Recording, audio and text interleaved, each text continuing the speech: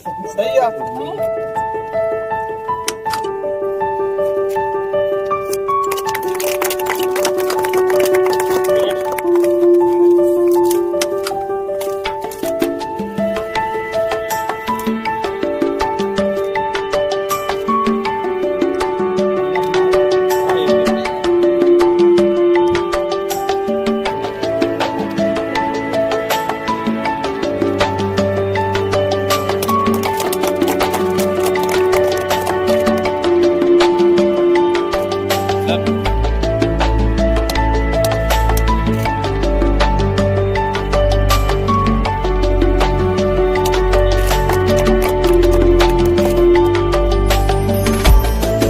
सगळीच टीम म्हणजे पंचायत समिती, तिथले डेप्युटी इंजिनियर, बीडीओ साहेब, डेप्युटी एसएलआर, तहसीलदार, आमचे तलाठी, मंडळ अधिकारी यांनी मागच्या 3-3.5 महिन्यामध्ये अत्यंत चांगलं नियोजन करून आज आपला हा उद्घाटनाचा कार्यक्रम आलेला आहे।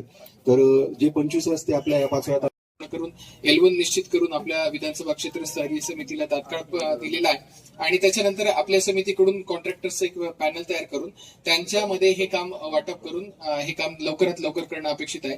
त्याच्यामध्ये टाइम लिमिट देखील घालून दिलेली आहे। त्याच्यानंतर त्याचे कोर सॅम्पल्स घेऊन त्याच्या क्वालिटी बद्दलची सुनिश्चितता कशी करायची याबाबत देखील त्याच्यामध्ये अगदी चांगल्या प्रकारचं मार्गदर्शन करण्यात आलेलं आहे। शेतकऱ्यांसाठी एक नवसंजीवनी देणारी ही योजना आहे आणि आपल्या गावांनी याचा एक आदर्श घालून दिलाय की हे काम कशा प्रकारे केलं पाहिजे।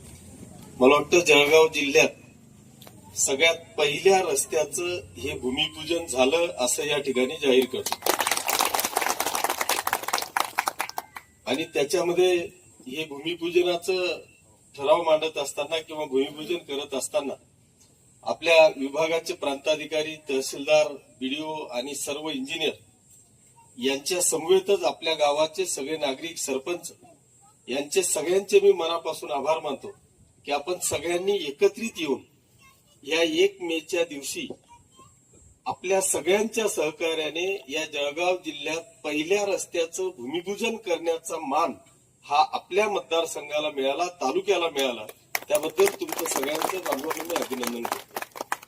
बांधवांनो, आपल्याला आज जर का साहेब मी पाहिलं तर मतदारसंघात कुठल्याही गावात जर का गेलो तर आता कुठल्याच कामाची अपेक्षा जनतेची आमच्याकडून नाही, ती असेल तर ती फक्त आता शेत रस्त्यांची अपेक्षा आहे।